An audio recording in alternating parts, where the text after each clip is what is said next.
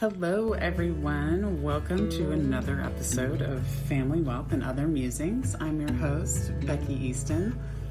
Tonight is Thursday, and we are in the middle of just a massive monsoon storm right now here in Mesa. So if you are in the area, I hope you're getting to enjoy it as well this evening. I always love big electrical storms where you have a lot of lightning, and it's a good show and everything. And the lightning has been lighting up my house for the last 10 or 20 minutes, and it's great. I'm loving it. So today I wanted to talk a little bit about actions that you can take to become a better person and a better leader. So I have been on a personal development kick, I suppose, for, maybe 8 to 10 years now. And most of the beginning of that, honestly, I'll say until pretty recently, was listening to and consuming personal development content.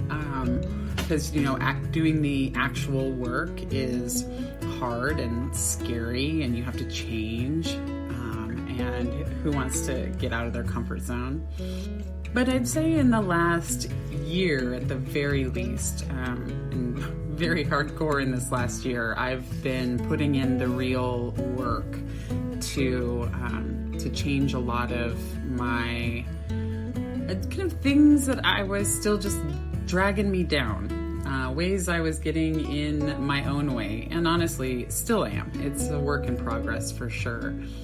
But I've had that on my mind, and I came across this article from 2018 by Deep Patel on entrepreneur.com, talking exactly about that. 12 actions you can take to become a better person and a better leader.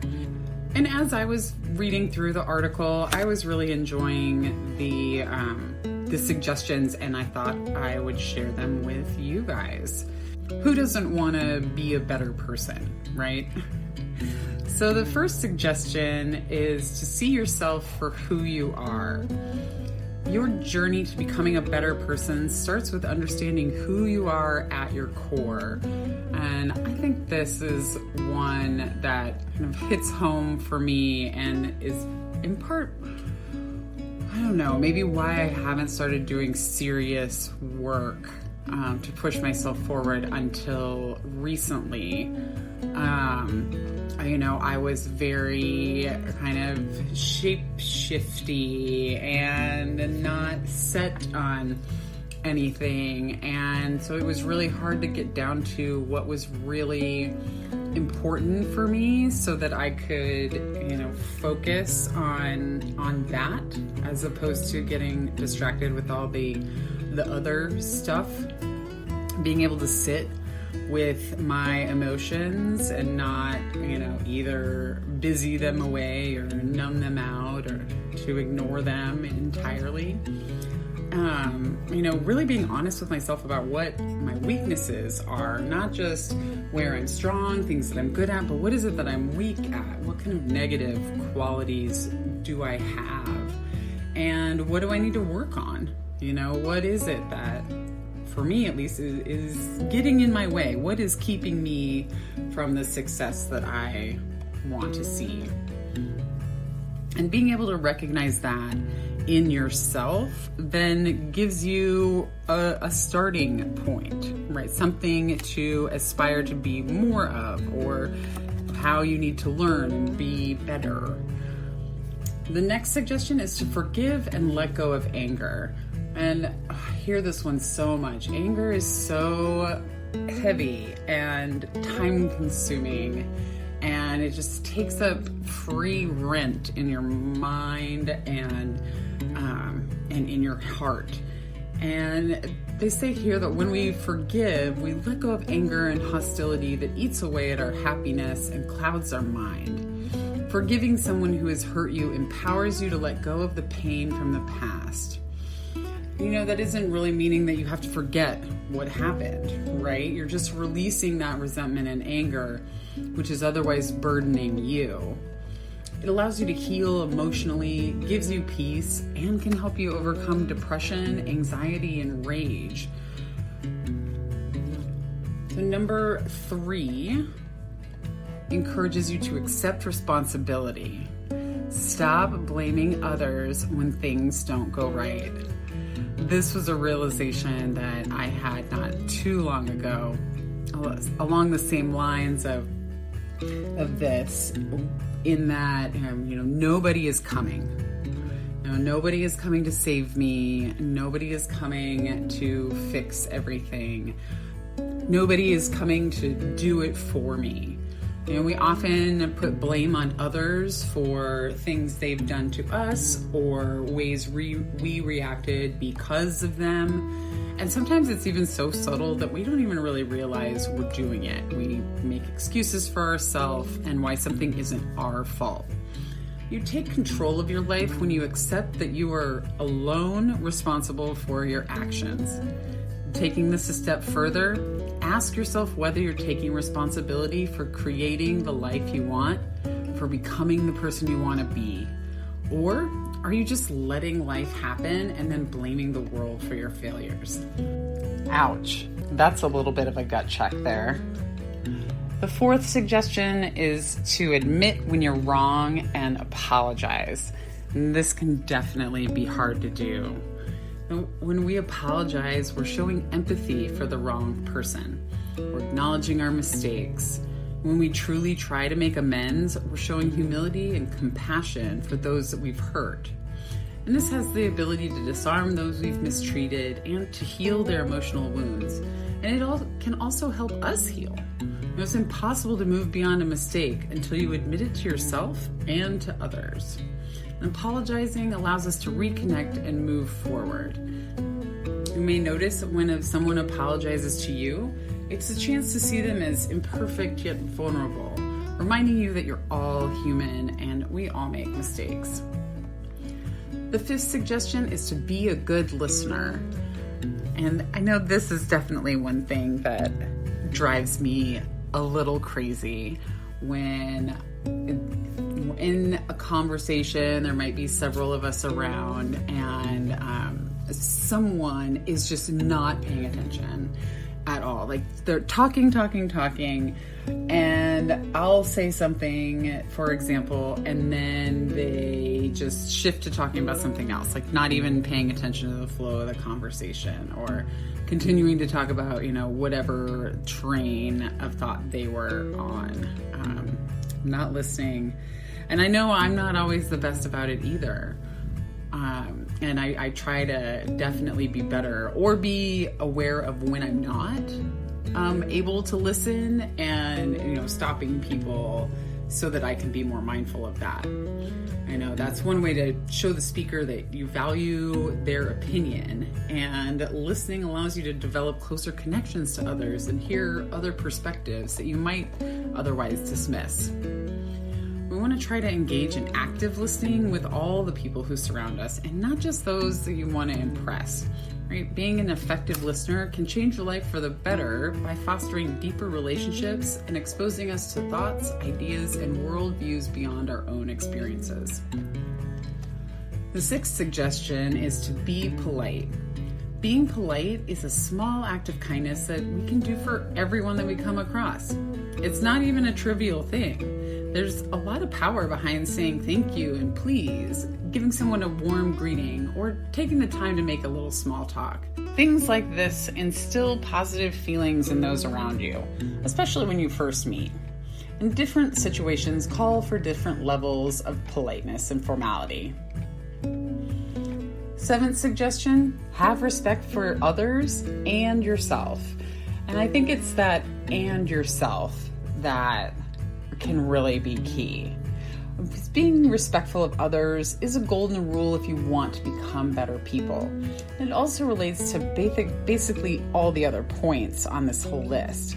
So it goes beyond treating others with good manners and listening to them. Although those are important elements of respect, Respect is also acknowledging differences in a cordial way. You want to be respectful of other people's time, ideas, experiences, and lifestyle.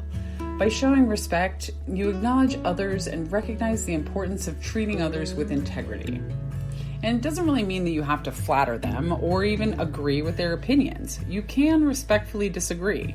But if you do this while treating the other person with dignity, you set an example of how you expect to be treated in return. The 8th suggestion: set goals for yourself.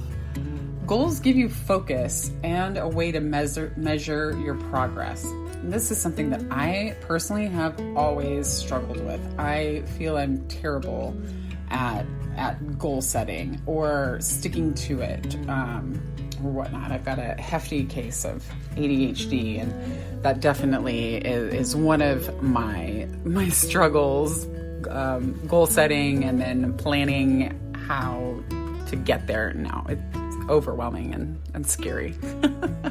However, goals motivate us to stay on track. And this article is suggesting to start by writing your goals down, because people who write down their goals and dreams are actually more likely to achieve them. So think about it.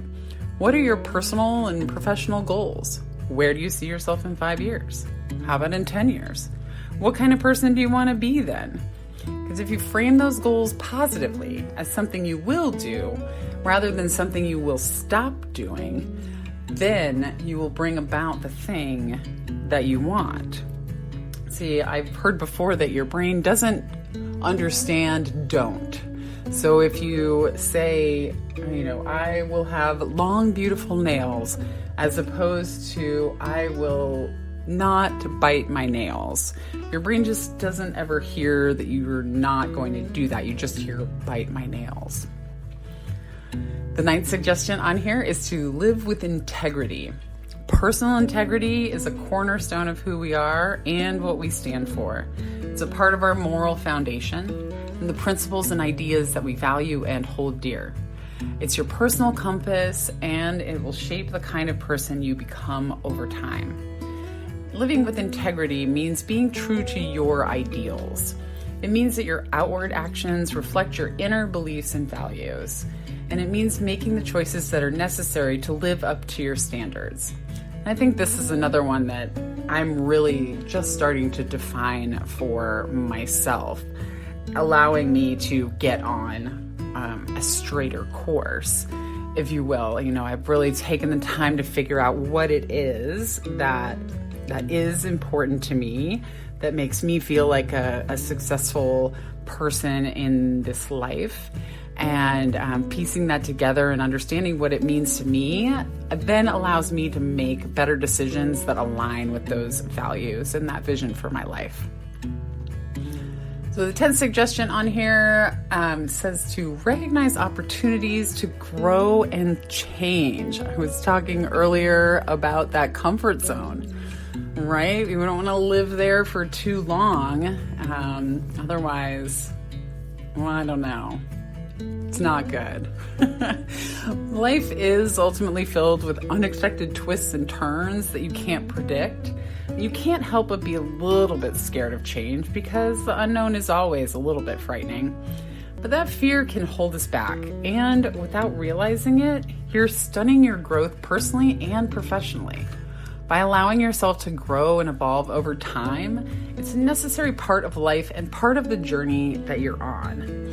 So you don't want to turn away from new opportunities or shirk your responsibilities. You want to be willing to take a chance and push yourself outside of that comfort zone, because you may be surprised at what you find. If you're always striving to keep learning new things, you'll become a well-rounded and better person.